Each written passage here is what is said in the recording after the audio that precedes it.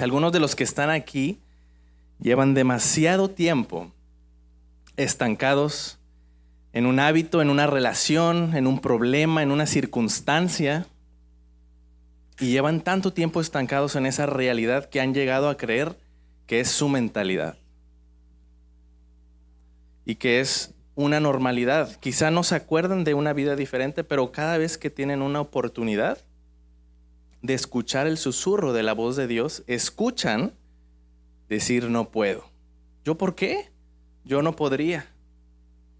Así que antes de comenzar vamos me gustaría que me acompañen a Juan 5 del 1 al 11. Acompáñenme a Juan 5 del 1 al 11 y vamos a orar para empezar acerca de este tema que es el paralítico de Betesda, dejando el estanque. Así se llama este mensaje. Dejando el estanque. Pues vamos a empezar orando a Dios. Gracias, Padre, por esta tarde que nos das, porque nos das el privilegio de estar en casa. Revélanos qué es lo que quieres a nuestro corazón, Señor. Abrimos las puertas de nuestro corazón, de nuestro entendimiento, y te pedimos que tú nos enseñes qué es lo que necesitamos, cada uno de los que estamos aquí, Padre. En el nombre de Jesús declaramos victoria en esta noche y te glorificamos y te honramos a ti como número uno. Nos entregamos a ti, Señor. En el nombre de Jesús. Amén. Vamos a leer ahí en tu lugar, con tu Biblia, el paralítico de Betesda. En el versículo 1 dice: después de estas cosas había una fiesta de los judíos y subió Jesús a Jerusalén. Y hay en Jerusalén, cerca de la puerta de las ovejas, un estanque llamado en hebreo Betesda. ¿Cuántos de aquí hemos escuchado esa palabra, Betesda? Inclusive hasta hay iglesias que se llaman Betesda, el cual tiene 5 pórticos, dice. En el número 3 dice: en estos yacía una multitud de enfermos, ciegos, cojos y paralíticos que esperaban el movimiento del agua. 4. Porque un ángel descendía de tiempo en tiempo al estanque y agitaba el agua, y el que primero descendía al estanque después del movimiento del agua quedaba sano de cualquier enfermedad que tuviese. Y había allí un hombre que decía que hacía 38 años que estaba enfermo. Cuando Jesús lo vio acostado y supo que llevaba ya mucho tiempo así, le dijo: ¿quieres ser sano? En el 7 dice: Señor, le respondió el enfermo, no tengo quien me meta en el estanque cuando se agita el agua, y entre tanto que yo voy, otro desciende antes que yo. Jesús le dijo: levántate, toma tu lecho y anda. Y al instante aquel hombre fue sanado y tomó su lecho y anduvo. Y era día de reposo aquel día. 10. Entonces los judíos dijeron a aquel que había sido sanado: es día de reposo, no te es lícito llevar tu lecho. Él le respondió: el que me sanó, él mismo me dijo: toma tu lecho y anda. Entonces le preguntaron: ¿quién es el que te dijo toma tu lecho y anda? Así que, escúchame por favor, este episodio describe un momento muy interesante, el cual nos podemos sentir relacionados muchos de los que estamos aquí, en un estanque llamado Betesda, muy cerca de las puertas de la ciudad de Jerusalén, de la puerta de las ovejas que daba acceso al templo. Y los historiadores y los expertos creen que era el estanque donde los peregrinos o judíos devotos llevaban a sus animales antes de los rituales. Llevaban animales, ovejas y demás para el lavamiento del ritual, antes de llevarlo por las puertas de los templos donde hacían esos rituales y eran sacrificados. Entonces, ese estanque era un lugar de rituales donde se lavaban a los animales. Entonces, imagínate cómo olía allí. Pues no, cuando hay un lugar con muchos animales, ¿qué es lo que huele? Pues a animal, ¿verdad? Es lo más común. Por más que lo limpien, cuando hay muchos animales, pues huele a animal ahí, ¿verdad? Entonces, quiero hablar a aquellos que saben que no están donde deberían estar, que llevan demasiado tiempo estancados en algo que es mediocre, que saben que se están arrastrando cuando en realidad Dios los creó para estar arriba. Dios nos creó para estar arriba y no abajo. Para todos ellos es este mensaje, porque esta tarde es un día para salir del estancamiento. Te voy a decir la clave desde ahorita. La razón por la cual uno está estancado no es por una circunstancia fuera de nosotros. No es una circunstancia fuera de ti. Es por un sistema de pensamientos dentro de ti. Y puede que muchos piensen que lo que los mantiene estancados es una circunstancia externa a ellos. Pero en realidad lo que te está manteniendo estancado es una realidad interna dentro de ti. Y las peores cárceles en la vida no son de metal. ¿De qué son? Están hechas de pensamientos. Y hay muchos aquí que llevan mucho tiempo encarcelados en un sistema de pensamiento que hoy vamos a llamar la mentalidad de víctima. Así que si traes apuntes, pon mentalidad de víctima. Y hoy vamos a ser libres de esa cárcel, de la mentalidad de víctima. Y ese lugar estaba ahí lleno de enfermos, sordos, leprosos, paralíticos, lo que tú quieras, puros enfermos. Habían sido traídos a ese estanque por una superstición, porque se decía que de vez en cuando un ángel se aparecía, no se sabía qué ángel, ¿verdad? Ni cuándo, pero descendía al estanque, ¿verdad? Lo acabamos de leer. Agitaba el agua y el primer enfermo que se metía al agua era sanado de cualquier enfermedad. Y esa superstición había traído a cientos de enfermos que esperaban su milagro en ese lugar. Cientos de enfermos que podían pasar meses o incluso años viviendo allí. Ya tenían ahí su rinconcito, ¿verdad? Esperando su oportunidad. Habían convertido ahí los judíos aquel estanque en una especie de milagros. Pero ¿por qué ocurrían milagros? Si te has preguntado por qué ocurrían milagros. Bueno, ese es otro tema. Pero la cuestión es qué ocurría. Ahí dice, ¿verdad? Y ahí estaban todos los enfermos esperando su oportunidad. Había tantos enfermos en aquel lugar que se había construido hasta sus casas. Tenían sus zonas para dormir, comer y hacer sus necesidades. Dice la Biblia, 5 pórticos para meter a todos los enfermos que habían hecho su vivienda ahí. Y algunos dirían, qué bonito, ¿verdad? Gente esperando su milagro. Porque lo que te diré es que no. Es una imagen, no es una imagen de esperanza. Es una multitud de enfermos tirados alrededor de un estanque, esperando por su milagro, como víctimas, esperando que un golpe de suerte les cambie la vida. Y yo no veo una imagen bonita de esperanza en eso. Veo una multitud de enfermos ahí estancados en el estanque. Y la Biblia dice que llevaba 38 años. Imagínate, todavía no tengo 38 años, todavía estoy jovencito, ¿verdad? Estancado ahí, no 1, no 2, no 3, 38 años. Imagínate cuánto es eso. Estancado ahí, viviendo en ese estanque, esperando su milagro. Cuando llevas 38 años en un lugar, aunque sea incómodo, aunque sea mediocre, aunque sea sucio, hasta le agarras un poco de cariño, ¿no? Qué fácil es acostumbrarnos a la mediocridad. Qué fácil es acostumbrarnos a una vida insignificante. Qué fácil es hacer de un basurero nuestro hogar. Y yo me imagino que cuando alguien lleva 38 años en un lugar, pues se vuelve una persona importante, ¿no es cierto? Porque tú puedes ser importante en medio de los mediocres también. Tú puedes ser importante. Y me imagino que cuando un enfermo nuevo llegaba al estanque, la gente ahí le decía, habla con este hombre porque él sabe todas las reglas del lugar. Me imagino que ya tenía hasta su nombre ahí, su reputación, conocía historias y quizá incluso arrastrándose, había logrado un buen puesto, un buen lugar o una posición en el estanque. Pues llevaba 38 años ahí, ¿verdad? Qué fácil es acostumbrarnos.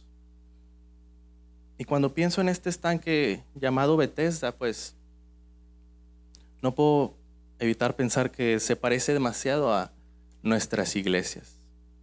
De hecho, Bethesda en arameo se traduce al español como casa de misericordia.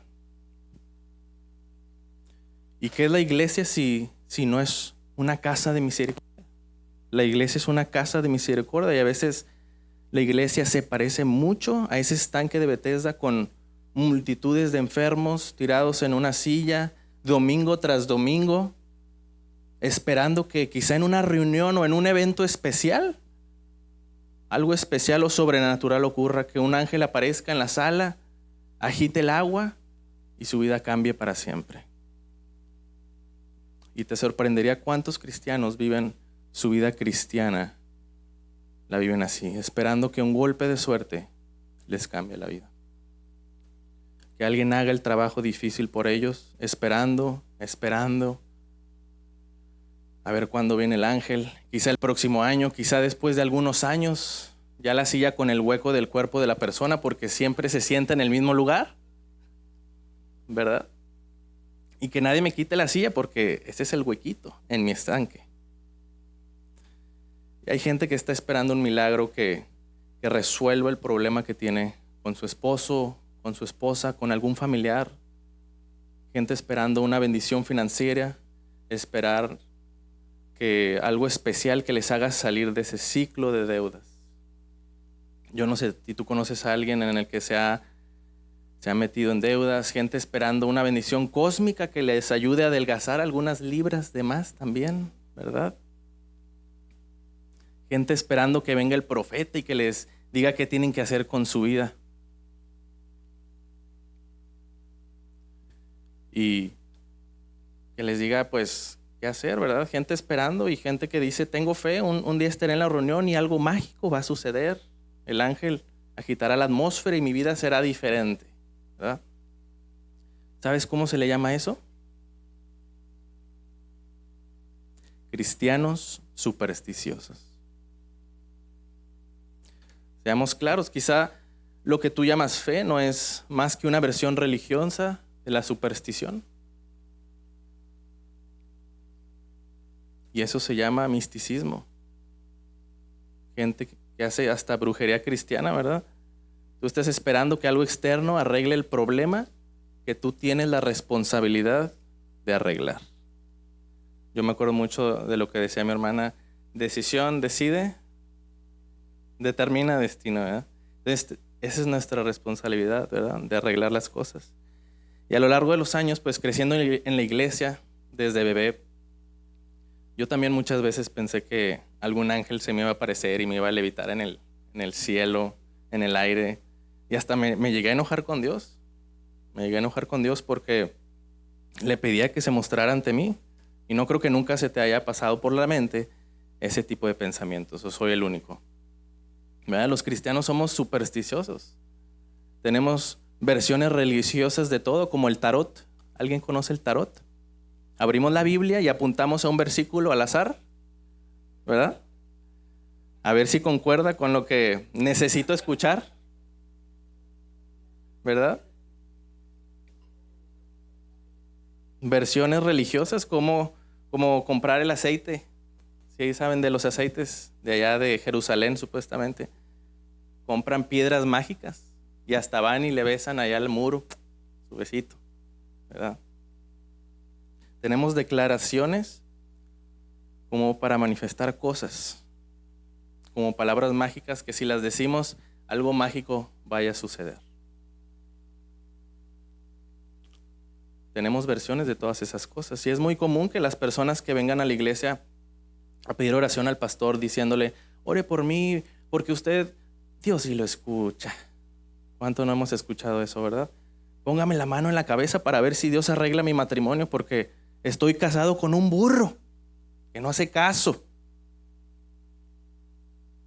Ingrato, que no quiere escuchar y no quiere cambiar. Ore para ver si Dios arregla mi matrimonio.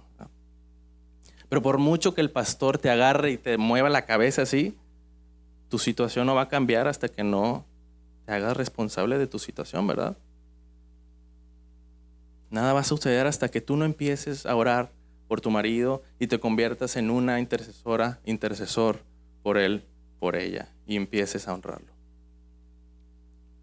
Así que por mucho que te unjas con aceite todos los días, tu vida no va a cambiar hasta que empieces a obedecer los principios de Dios, sus consejos, sus caminos. Y algunos se ponen frente al espejo y declaran: soy próspero, soy próspero, soy próspero, 3 veces al día, porque piensan que eso les va a traer prosperidad. La declaración, ¿verdad? Y muchos caemos en eso. Pensamos que el sonido simplemente va a hacer la acción, ¿verdad? Pero por mucho que te pongas frente al espejo a declarar cositas, hasta que no agarres tu tarjeta de crédito y la dejes de usar en cosas que no convienen y empieces a tener disciplina y seas mayordomo y seas responsable con tu trabajo, tu economía, pues no vas a salir del endeudamiento. Escuchemos. Así que todo este tipo de supersticiones cristianas generan personas sin responsabilidad. Tú le pides a Dios un milagro y Dios le gusta darte una responsabilidad. Tú quieres que Jesús te dé un resultado y a Jesús le gusta impulsarte a un proceso transformador en tu vida. Tú quieres que el Espíritu Santo lo haga por ti y el Espíritu Santo dice: lo vamos a hacer juntos. No es a tu manera, es a mi manera. Y lo que estoy intentando decir es, claro que Dios quiere darte un milagro. Claro, ¿a cuántos no nos gustan los milagros? Dios es un Dios de milagros, pero no lo quiere hacer sin tu responsabilidad. Dios quiere restaurar tu relación. Dios quiere, dice que se quiere meter en tu asunto. Yo quiero que tu matrimonio se restaure, quiero darte responsabilidad, quiero que empieces a seguir estos principios, que leas la Biblia en tu hogar, que presentes a Dios delante de tus hijos, que tu casa sea una casa de oración. Eso es lo que quiere Dios. Que se lea la Biblia, que honres a tu pareja, que lo respetes. Y claro que Dios quiere sanar nuestros cuerpos, claro que sí. Pero también dice: quiero que seas buen mayordomo. Tenemos que ser mayordomos. Así es. Y pues nuestro cuerpo no va a sanar si seguimos comiendo chatarras, si seguimos comiendo azúcar, ¿verdad? Porque Dios sana, pero sana el cuerpo, pero no es que no te quiera sanar. Quiere que seas mayordomo, porque si sigues comiendo todo eso, pues después de un mes de que te hayas sanado, te vas a volver a enfermar. Entonces, ¿de qué sirve que Dios te sane si vas a seguir haciendo lo mismo de antes? Lo que te quiero decir es que los cristianos inmaduros viven de milagros. Los cristianos maduros se asocian con Dios en responsabilidades. Y me gustan los milagros, pero hay algo elevado en la vida cristiana y es aprender a practicar principios de fe y obediencia, porque eso es lo que nos hacen personas responsables en el reino de Dios. ¿Y sabes qué? Liberan todas las promesas que solo se les da a las personas responsables. Y vengo a hablar particularmente a todos los paralíticos del alma que están en este Bethesda. Es un horror ser un paralítico del cuerpo, pero más aún aterrador es ser un paralítico del alma. Y muchas personas paralíticas en el alma han arruinado los propósitos de Dios en sus vidas. Y hoy vengo a hablar a todos aquellos que están paralizados por un tipo de mentalidad supersticiosa, personas que tienen que asumir una responsabilidad, porque por mucho que estés en la casa de misericordia, pues tu vida no va a cambiar hasta que no tengas un encuentro con Dios. Y no venimos a convocar a un ángel para que agite este lugar. Hemos convocado aquí a Jesús, que tiene una palabra, y tu milagro está al otro lado de la obediencia a la palabra que sale de la boca de Jesús. Estamos aquí no esperando a que algo mágico cambie nuestras vidas, sino para escuchar la voz de Jesús y obedecer. Porque la obediencia libera el destino. Eso es lo que la obediencia hace. Libera tu destino. Tu vida va a cambiar, no cuando un ángel te toque, sino cuando empieces a obedecer. Cuando empecemos a obedecer. Y hoy te voy a compartir 3 principios que nos posicionan para el milagro que estamos esperando. Yo creo que aquí todos tenemos algún milagro que queremos que pase en nuestras vidas, ¿verdad? Tenemos peticiones delante de Dios, pero aquí te voy a compartir 3 principios que nos posicionan para el milagro que estamos esperando. ¿Y cuántos de aquí quisieran recibir un milagro, pero de los de verdad? Todos, ¿verdad? Entonces, 3 posiciones del corazón para salir de Bethesda, para salir del estancamiento, para que nuestra vida cambie. Número 1, decide si realmente quieres salir del estanque.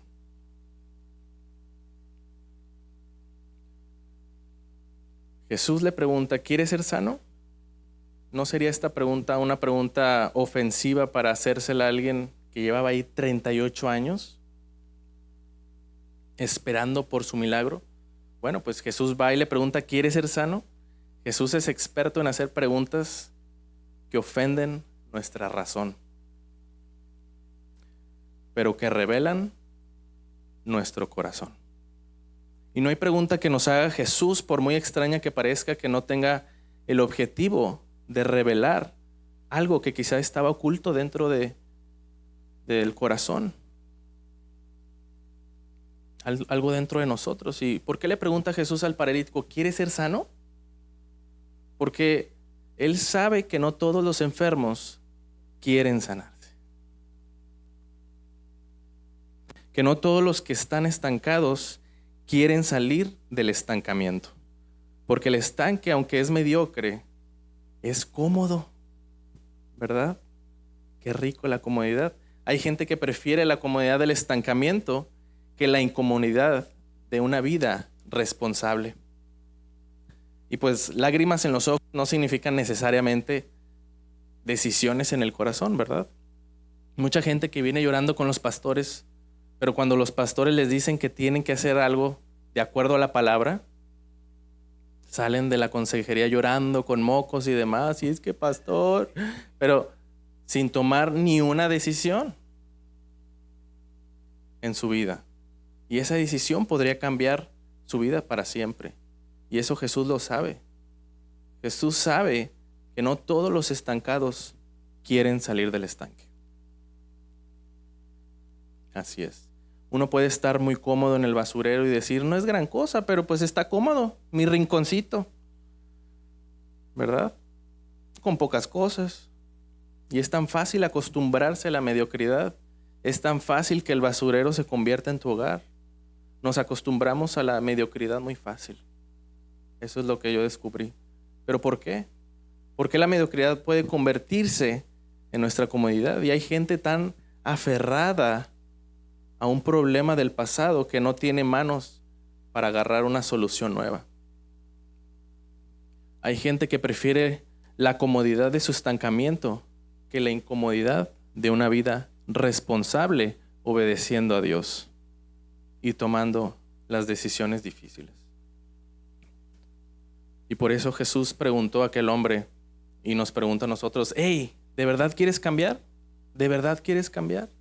Uno podría decir, yo vengo a la iglesia. No, que vengas a la iglesia y que tengas un hueco en el estanque no significa que quieras salir del estancamiento, ¿verdad? ¿De verdad quieres cambiar? Algunos pueden decir, no, es que yo no puedo cambiar, si supieras. No es verdad. Escúchame, no es verdad. Todos podemos cambiar. Incluso la gente que no tiene a Dios en su vida. ¿Sí sabían? Tomando buenas decisiones. Cualquiera puede cambiar tomando buenas decisiones. Pero para un cristiano no es poder, es deber. Debemos cambiar porque ya tenemos dentro de nosotros todos los recursos divinos para el cambio. Y Dios no nos ha dado un espíritu de cobardía, sino un espíritu de ¿qué? De poder, de amor y de dominio propio. Y todo lo que necesitamos para el cambio, pues ya está aquí adentro. Ya lo tienes. Mucha gente dice, no, no puedo cambiar, no puedo cambiar. Sí puedes cambiar. Claro que puedes cambiar, solo que no quieres cambiar. Y a veces Dios, que nos ama tanto, nos permite experimentar cosas en la vida para convencernos para cambiar. Como el hijo pródigo, ¿se acuerdan de esa historia? El hijo pródigo que tocó fondo y lo impulsó al cambio, siendo un heredero de grandes riquezas, convertirse en un mendigo, peleándose con los animales para poder saciar su hambre. En el fondo, en la mediocridad, él abrió los ojos y se dio cuenta de su estado. Se dio cuenta de su estado. Así que él regresó a su casa, cambió su vida e hizo lo único que se esperaba de él: dar un paso de obediencia, un paso de arrepentimiento, un paso de regreso a casa. Y un paso de regreso a casa cambió la vida de aquel hombre para siempre. Y hay personas aquí que necesitan quedarse sin nada para poder cambiar. Y eso es triste. No deseo que tomes una decisión difícil cuando estés a punto de colapsar. O cuando tengas un accidente por hacer lo que no deberías de hacer. Toma la decisión difícil hoy porque sabes que es lo correcto. Sabes que te va a llevar a la vida que Dios te ha llamado para vivir. Tómala hoy. En el segundo punto,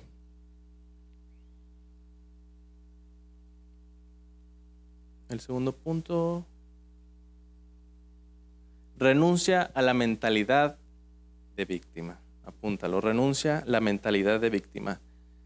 Jesús le pregunta en el versículo 6, ¿quieres ser sano? Fíjate bien. ¿Qué responde el paralítico en el versículo 7? Señor, le respondió el enfermo, no tengo quien me meta en el estanque cuando se agita el agua. Y entre tanto que yo voy, otro desciende antes que yo.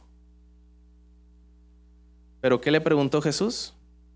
¿Te ha preguntado por qué no eres sano? No, te ha preguntado si quieres ser sano. Demostrando que la parálisis en aquel hombre ya no estaba en su cuerpo solamente, sino que había llegado a su mente. Y en pocas palabras el paralítico le decía a Jesús, nadie me ayuda, otros me lo impiden. Y en resumen, estoy aquí por causa de otros. ¿Y qué es esto? ¿Cómo se llama? Mentalidad de víctima. Existe una diferencia entre la culpa y la responsabilidad. Y es posible que tú no tengas la culpa de tu circunstancia, pero sí tienes la responsabilidad de hacerte cargo de ellas.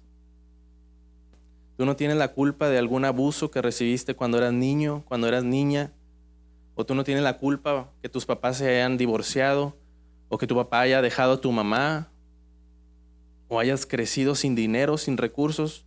Yo no sé qué en tu vida ha sido difícil, pero sí tienes la responsabilidad de en medio de tus problemas tomar todos los recursos valiosos que el Evangelio te da y que en este lugar tenemos para brindarte, para sanar las heridas de tu alma, para sacar el odio, el rencor, la amargura y transformarlo en amor, en gracia. No tienes tú la culpa de tu entorno en el que creciste, pero sí tienes la responsabilidad de asumir el proceso de tu sanidad. Tenemos una responsabilidad, iglesia. Así que tenemos que tomar todos los recursos que Dios te da para ser sano. Tenemos la responsabilidad de hacer la diferencia y dejar el pasado atrás. Porque echar la responsabilidad de otros es tan antiguo como el huerto del Edén, ¿se acuerdan? ¿Qué le dijo Dios? Que no comieran del fruto, ¿verdad? Prohibido, y comieron. ¿Qué dijo Adán? Dijo, no, yo no. La mujer que tú me diste. Y ella fue la que me convenció. ¿Qué dijo Eva? Yo no fui. Fue la serpiente que tú dejaste entrar al jardín. Pero ¿por qué Dios no les permitió quedarse dentro después de haber pecado? ¿Lo has pensado? Pues no existe ningún versículo en donde Adán y Eva pidan perdón a Dios. Ningún versículo donde ellos pidan perdón a Dios. ¿Pero por qué no le pidieron perdón a Dios? Porque no se creían responsables de su pecado. Se creían víctimas de su circunstancia. ¿Y sabes algo? Pues Dios no va a salvar a las víctimas. Dios no salva víctimas. Dios solo puede salvar a los pecadores que se hacen responsables de sus propios pecados. Dios no puede salvarte a ti si tú eres la víctima en la historia. ¿Y cuántos aquí son víctimas? Ay, es que siempre es la culpa de otros. La culpa es de mi papá que me abandonó. Y tienes un hueco ahí tratando de vaciar tus dolores con diferentes cosas que no son convenientes para tu vida por la culpa de tus padres o tu mamá o cualquier circunstancia externa. Yo no sé tu vida. Cada quien tenemos, nuestra vida es la vida más difícil. Tu circunstancia es la circunstancia más difícil porque es tu circunstancia. No es la del otro, es la tuya, ¿verdad? Entonces, le podemos echar la culpa a nuestros padres, le podemos echar la culpa a Dios, a los políticos de la izquierda, a los políticos de la derecha, o a quien tú quieras. Una sociedad que le pone nuevos nombres a enfermedades para consolar sus traumas o inclusive sus malas decisiones de salud, como los trastornos de déficit, que están muy de moda, de atención, ¿verdad? En estos tiempos, el autismo, entre otros. Enfermedades para no asumir que somos perezosos, que no tenemos disciplina a veces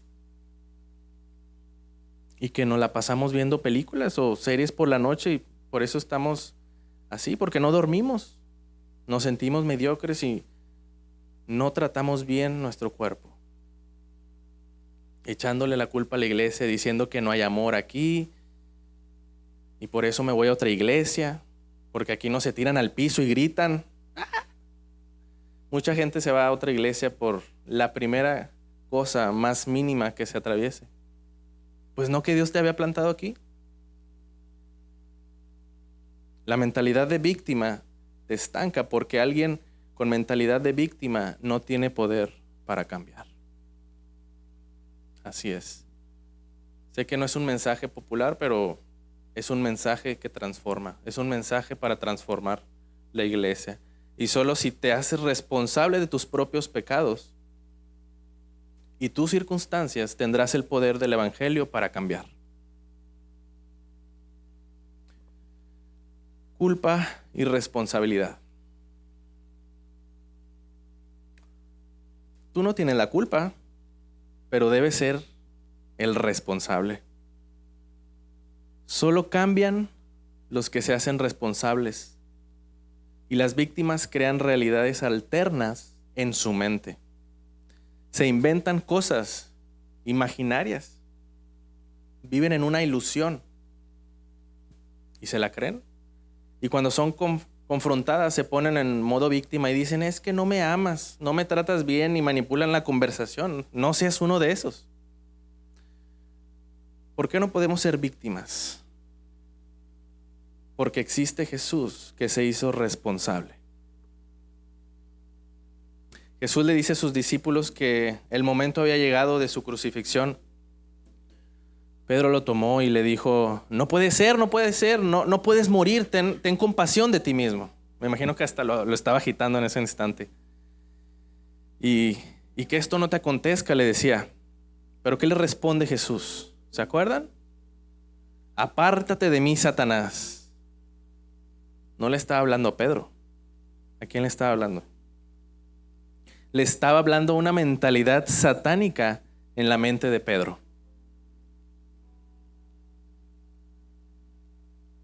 Le dice, mentalidad satánica, apártate de mí, porque tú no ves las cosas como Dios la ve. Y Jesús les dijo a Pedro y sus discípulos, y a nosotros también, yo no soy una víctima. Les dijo, ¿crees que soy una víctima de los romanos? de los que me van a crucificar. No. Él dijo, yo voy a la cruz porque sé qué es lo que tengo que hacer. Él hizo esa decisión.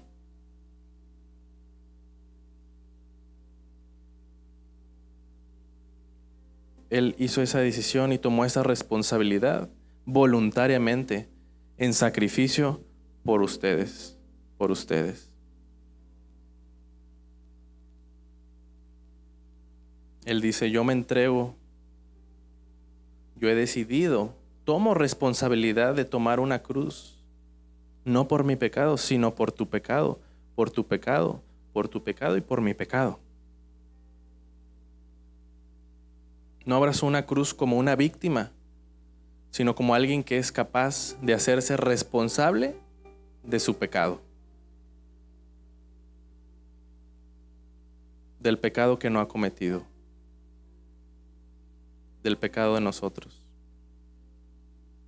Y Él es alguien que cambia las cosas. Porque si Jesús hubiese tenido autocompasión de sí mismo, ¿dónde estaríamos nosotros? Si Jesús hubiera dicho, ay, pobrecito de mí, ¿dónde estaríamos la iglesia?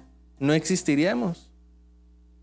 Porque Jesús abrazó la cruz. Tenemos que abrazar nuestras cruces, iglesia. Y decir, quizás yo no tengo la culpa de esta cruz, pero la abrazo. Y me hago responsable también. Me hago responsable de mi propia cruz. Es difícil la vida que nos ha tocado vivir, cada quien podría decir, pero la voy a vivir de tal manera que dé gloria a Jesús, que dé gloria a Dios. Viviré no como pobrecito de mí, sino como un héroe que cambia las cosas.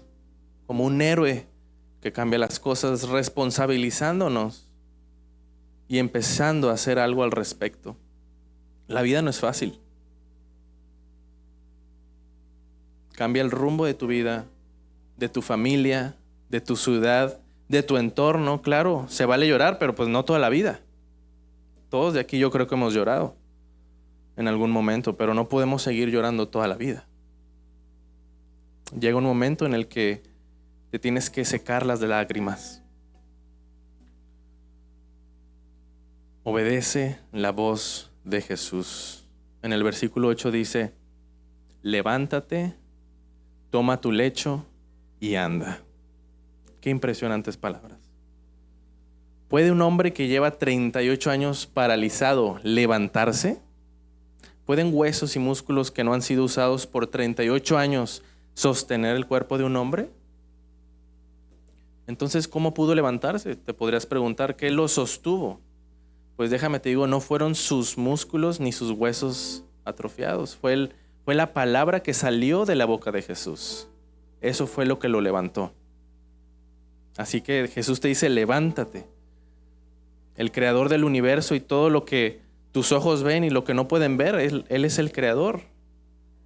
La palabra que sale de la boca de Jesús, cuando es obedecida con fe, opera a tu favor, opera a mi favor y opera al favor de los que le creemos. Y nos sostiene. Yo sé que más de uno podría decir, es que yo no puedo, pero Jesús te dice, perdona, y tú dices, yo no puedo perdonar tal vez. Jesús te dice, toma esta decisión y tú dices, no sé hacerlo. Pero cuando uno obedece la voz de Jesús, esa obediencia libera todo el poder contenido de la palabra de Jesús. Cuando hay obediencia, Él nos sostiene. Y caminas sobre lo imposible y dices, yo no podía perdonar y estoy perdonando ahora. Yo no podía hacer esto, pero lo estoy haciendo porque cuando obedeces, aunque parezca una locura, cuando obedeces, todo cambia. Entiende esto. La Biblia dice que no solo se levantó, sino que tomó su lecho. Y anda, dijo Jesús, toma tu lecho y vete de ahí. ¿Por qué le dijo eso? ¿Por qué no solo le dijo levántate ya? ¿Por qué llevarte tu lecho? ¿Qué querrá decir con eso? Te preguntarás tú. Porque Jesús sabía que si dejaba su lecho en el lugar, la tentación de regresar a lo conocido iba a ser demasiado fuerte.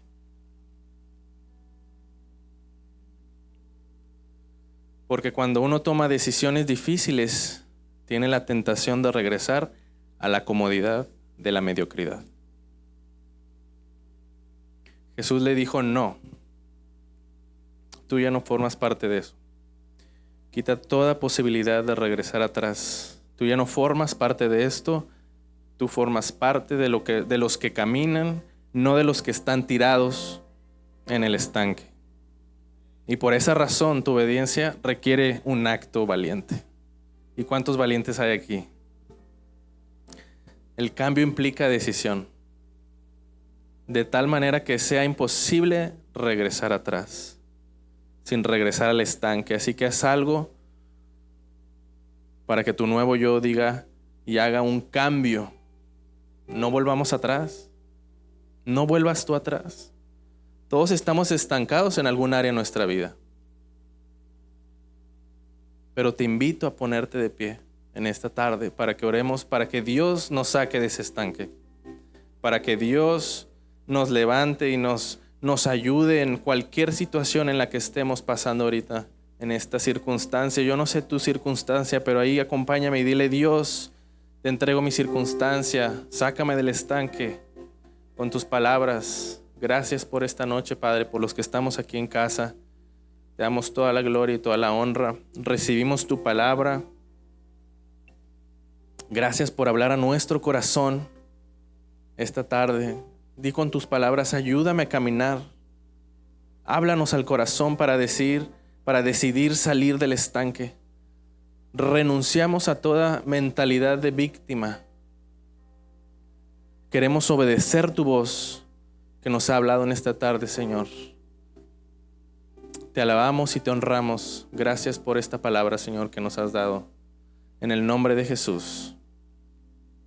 Amén.